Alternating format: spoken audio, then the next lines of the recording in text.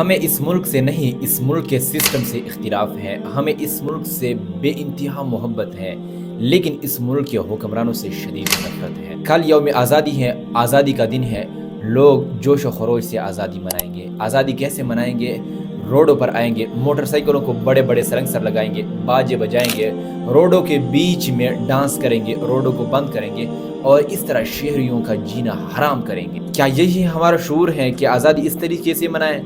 ہمیں تو دو رکعت نماز نفل پڑھنے چاہیے کہ اللہ تعالیٰ ہمیں غلامی سے نجات دے۔ ہم تو غلامی کی زندگی گزار رہے ہیں، ہم تو سرے سے آزاد ہی نہیں ہے۔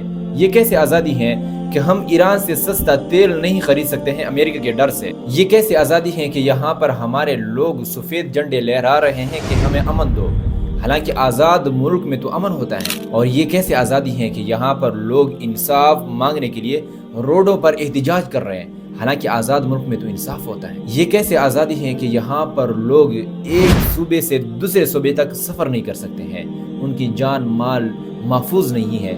تو یہ کیسے آزادی ہے؟ یہ کیسے آزادی ہے کہ یہاں پر ہم رات کے وقت رات کے 9 بجے بھی گھر سے نہیں نکل سکتے ہیں، اگر نکل جائیں تو فوراً ہمارے قتل ہوتے ہیں یا اغوا ہوتے ہیں؟ تو یہ کیسے آزادی ہے؟ آزادی تو یہ نہیں ہے۔ آزاد ملک میں آپ آزاد ہوتے ہیں، آپ جو چاہو جس طریقے سے چاہو آپ کر سکتے ہو، کیونکہ آپ آزاد ہوتے ہیں۔ ایسا دن نہیں گزرا ہے کہ ہم پر تشدد نہ کیا ہو، ہمارے لوگوں کو نہ مارا ہو۔ آپ معلومات کر لیں خیبر پختونخوا اور بلوچستان کے بارے میں، تو پھر آپ کو معلوم ہو جائے گا کہ واقعی یہ لوگ آزاد ہیں یا غلام ہیں۔ تو پھر ایسے لوگ آزادی کیوں منائیں جن کو جینے کا معمولی حق حاصل نہیں ہے؟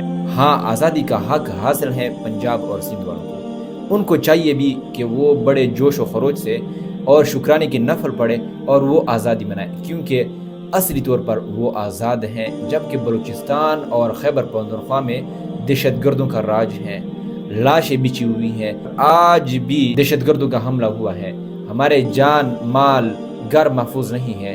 تو ایسے صورتحال میں آزادی بالکل نہیں منانی چاہیے۔